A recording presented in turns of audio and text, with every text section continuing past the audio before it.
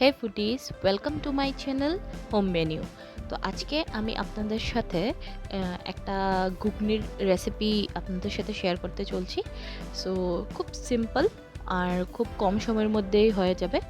তো এখানে আমি আগেই কি কড়াইটার মধ্যে আমি সামান্য একটু তেল বসিয়ে দিয়েছি। আর আমি মটরটাকে আগের থেকেই সেদ্ধ করে রেখেছিলাম প্রেশার কুকারে। তো এখানে আমি পেঁয়াজ কেটে রেখেছি। তো এই কাটা পেঁয়াজগুলো আমি আগে তেলের মধ্যে একটু ভেজে নিব। তো আপনারা দেখতেই পাচ্ছেন তেলটা গরম হওয়ার সাথে সাথে আমি এখানে চপ করা পেঁয়াজগুলো আমি দিয়ে দিয়েছি। তো পেঁয়াজগুলোকে একটু ব্রাউনি কালার আসতে দিব। তারপর একটা একটা করে আদার্স ইনগ্রিডিয়েন্টসগুলো আমি অ্যাড করব।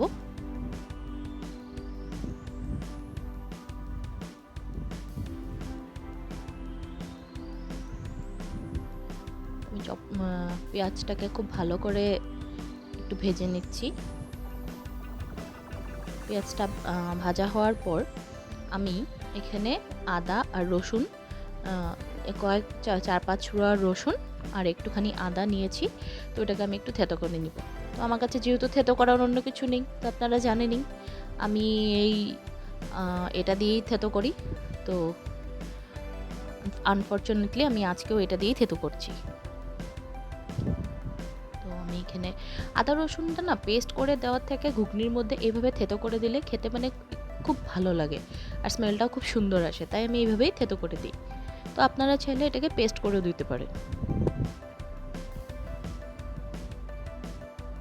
তো এখানে আমি আদা রসুনের থেতো পেস্টটা আমি দিয়ে দিচ্ছি।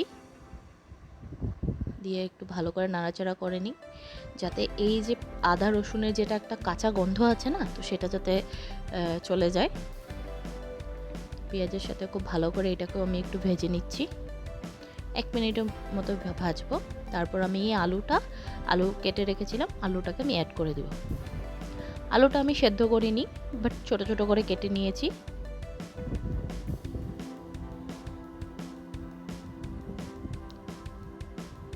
তো এখন আমি আলুটাকে একটু ভেজে নিব।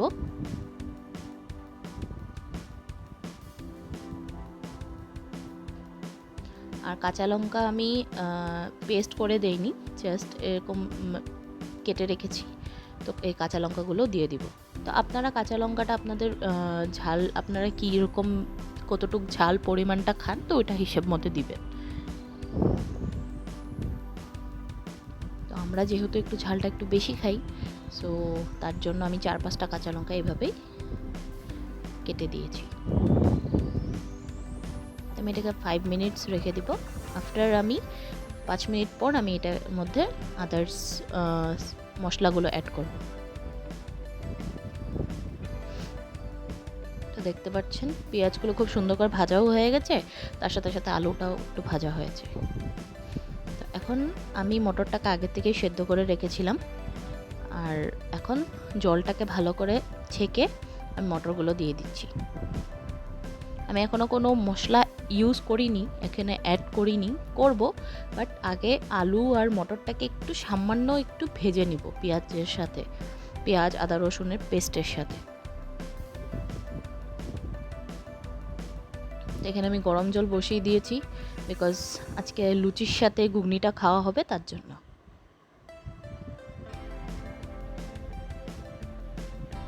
আমি এখানে মটরটাও একটু ভালো করে ভেজে নিচ্ছি। 1 মিনিটের মতো ভাজার পর আমি মশলা অ্যাড করব। তো যেহেতু ভাজা হয়ে গেছে, তো এখন আমি এখানে পরিমাণ মতো নুন আর হলুদ দিয়ে দিব।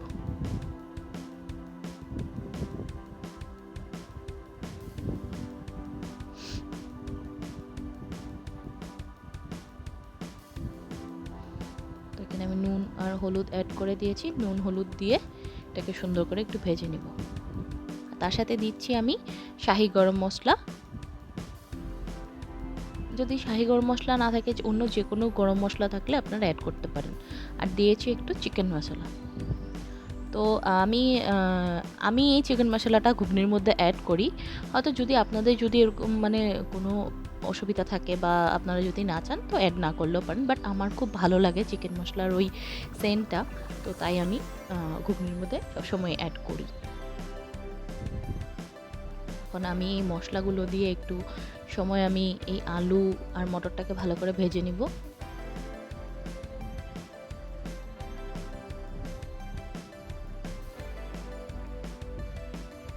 আর এটাকে ভালো মতন এই সময়টার মধ্যে খুব ভালো করে এটাকে নাড়াচাড়া করবেন, যাতে এটার মধ্যে কোনো ধরনের মানে পোড়া লেগে না যায়।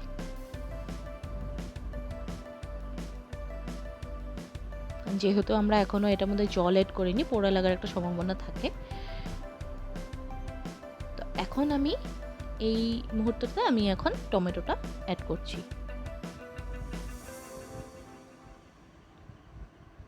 তো টমেটোটা অ্যাড করে আমি এটাকে একটু ভালো করে নাড়াচাড়া করে নিই।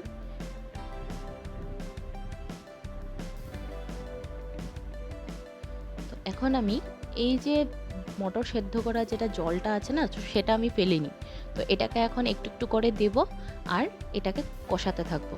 তো দেখবেন একটা স্মেলটাও খুব সুন্দর আসবে। আর একটা কথা কি, খুব যদিও মানে আলুটা তো এখনও সেদ্ধ হয়নি, যেহেতু আমি আলুটা আগে সেদ্ধ করিনি, আলুটাও সুন্দর করে সেদ্ধ হয়ে যাবে, প্লাস এটার টেস্টটাও একটু অন্যরকম হয়, আর খুব ভালো টেস্ট আসে।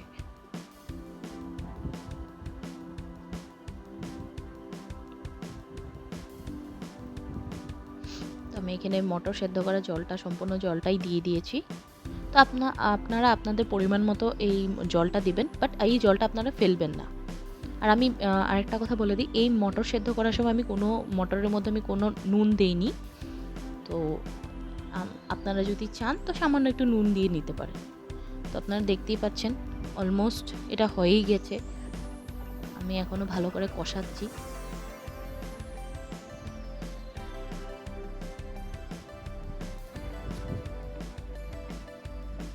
যেহেতু আমি এটাকে লুচির সাথে সার্ভ করব, তো এটাকে আমি বেশি মানে একটু ঝোল রাখিনি, জাস্ট আমি এটা একটু মাখা মাখা করেছি। আমার বর এরকমই খেতে ভালোবাসে, তো সকাল সকাল এই লুচির সাথে এই ঘুগনি অনেক দারুণ লাগে।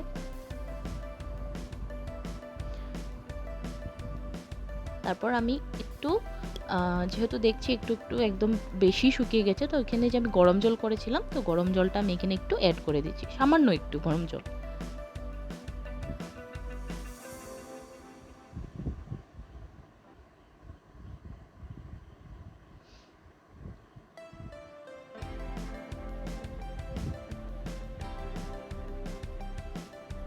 তো এটাকে আমি 2 মিনিটের জন্য রেখে দিব।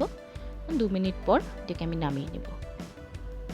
দেখুন 2 মিনিট পর এটা কি সুন্দর একটা মানে কালার চলে এসেছে এটার মধ্যে। আর সত্যি স্মেলটা মানে খুব সুন্দর আসছিল, খুব ভালো একটা স্মেল আসছিল। আপনারা এইভাবে বানিয়ে ট্রাই করবেন, এইভাবে বানিয়ে অবভিয়াসলি আমাকে কমেন্টে জানাবেন কীরকম লাগলো এই রেসিপিটা।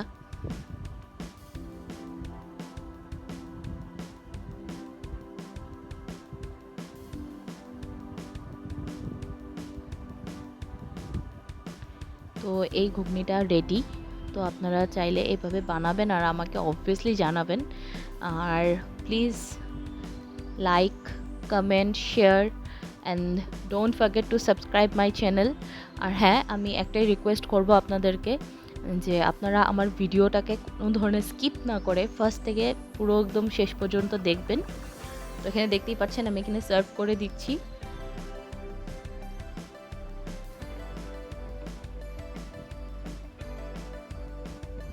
আমার ঘুগনি রেডি, সার্ভ করে দিচ্ছি। উপরে একটু আমি লেবুর রস দিয়ে দিয়েছি, মানে খেতে খুব ভালো লাগে, একটু ট্যাঙি ট্যাঙি ফ্লেভারটা আসে, তো খুব খেতে খুব ভালো লাগে। আর একটু কুচনো পেঁয়াজ। সো আমার ঘুগনি রেডি। তো এইভাবেই একটা টেস্টি ঘুগনির রেসিপি নিয়ে আজকে আপনাদের সাথে। Thank you so much.